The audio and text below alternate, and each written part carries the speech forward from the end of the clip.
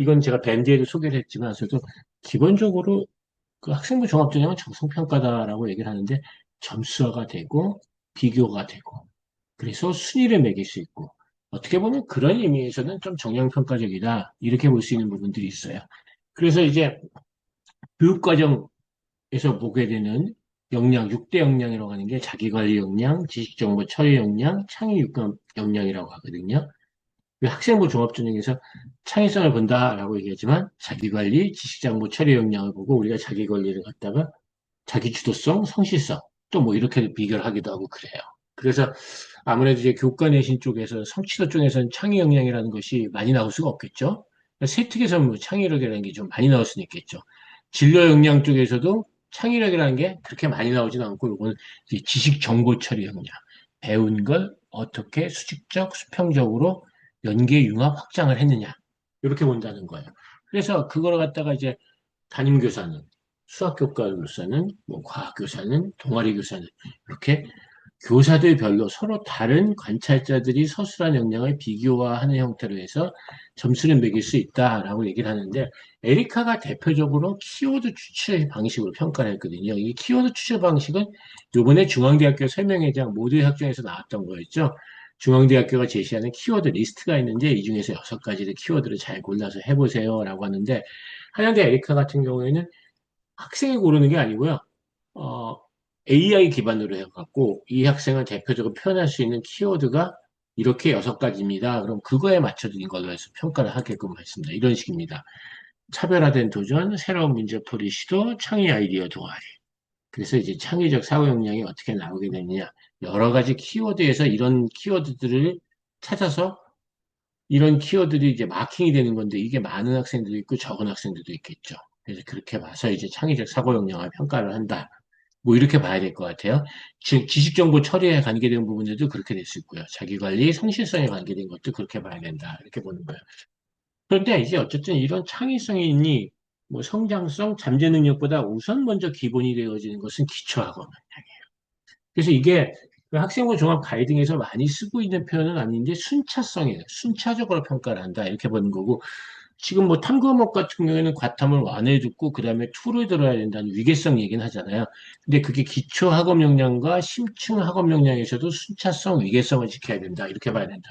지금 무슨 소리냐면 어느 정도의 등급이 돼야지 그다음에 탐구 역량이라든지 성장 역량, 잠재 역량 같은 걸 평가하는 심층적인 탐구 역량이 되는 거지 두 개가 병립으로 되는 게 아니라.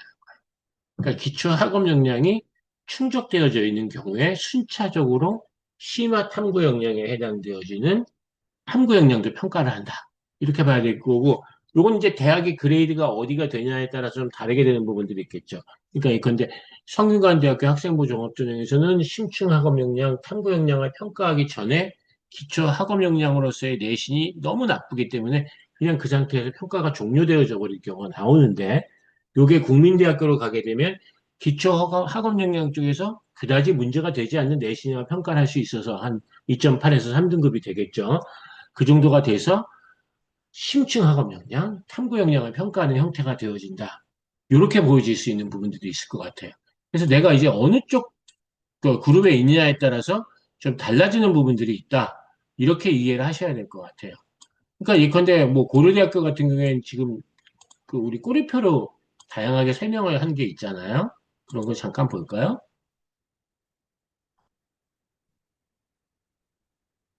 고려대학교 설명회장에서 연세대학교도 그렇고요. 고려대학교도 그렇고 어, 삼포도라는 걸 보여주는 게 있었어요. 그럼 여기에 보시면 평균이 이제 1.73, 1.7이라고 얘기하는 거예요. 그러니까 이게 이제 말하자면 뭐냐면 기초 학업 역량에 대한 준거점에 해당된다. 이렇게 봐야 될 것 같아요. 그럼 표준 편차가 0.37이라고요. 그러니까 무슨 소리냐면 평균의 표준 편차에 더하면 기초 학업 역량의 소위 말하는 하한선이라고 하는 부분들이 나올 수 있다는 거죠. 그럼 대체적으로 놓고 보면 어떻게 돼요? 2등급이 조금 넘는 정도 수준이죠. 그러니까 대체적으로 고려대학교에 일반고 학생이 지원을 했을 때는 2등급이 넘어가게 되면 기초 학업 역량에서 평가가 너무 나쁘게 나오게 되기 때문에 순차적으로 심화 탐구 역량에서의 역량 평가가 기회가 주어지지 않는다. 이렇게 이해할 수 있다는 거예요.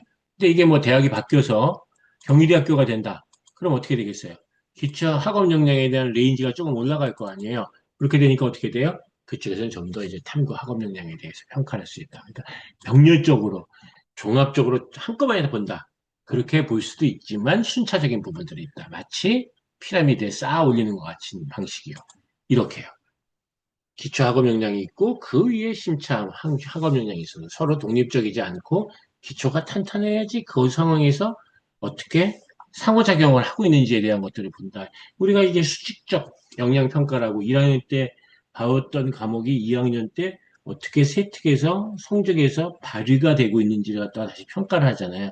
그런 것도 말하자면 순차적인 역량에 해당된다. 이렇게 봐야 될 것 같아요.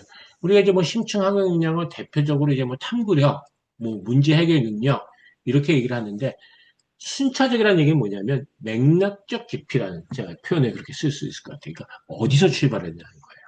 그러니까 과학 탐구 실험 과목에서 출발해서 화학 완을 통해서 화학 투로 가는 이런 만약에 수직적 연계성을 갖추고 있다면 맥락적으로 깊이가 있다.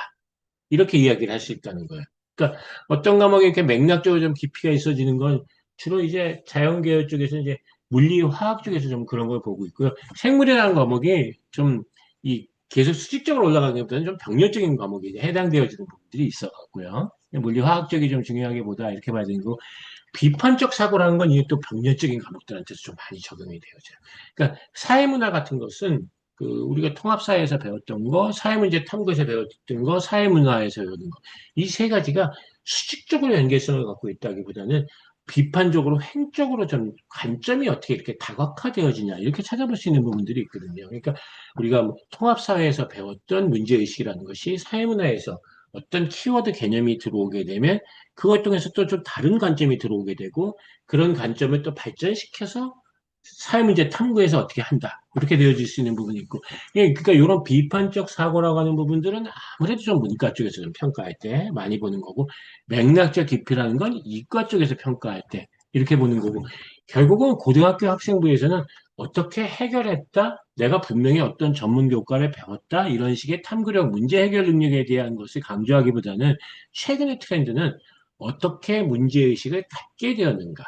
그러니까 출발점에 대한 평가를 더 많이 하는 형태가 되어졌고, 이건 이제 결과적으로는 AI로 기록들이 만들어지는 부분들이 있으니까, 여기서 나오게 되는 전문적인 지식에 대해서 신뢰할 수 없어서 그렇다. 이렇게 봐야 될 것 같아요. 한양대학교 종합성취도 평가는 이런 식으로 자기주도적이고 비판적이면서 창의적인 것. 이 세 가지가 어떻게 보면 소통 협력이라고 하는 것들은 말은 그렇지만 뭐 잘 안 되니까요. 이 세 가지를 서로 유기적으로 좀 연결이 되어줘야 된다. 이런 게 됐을 때가 이제 학생부 종합전형에서 종합성취도 영향평가할 때 도움이 된다. 이렇게 이해를 하셔야 될 것 같아요.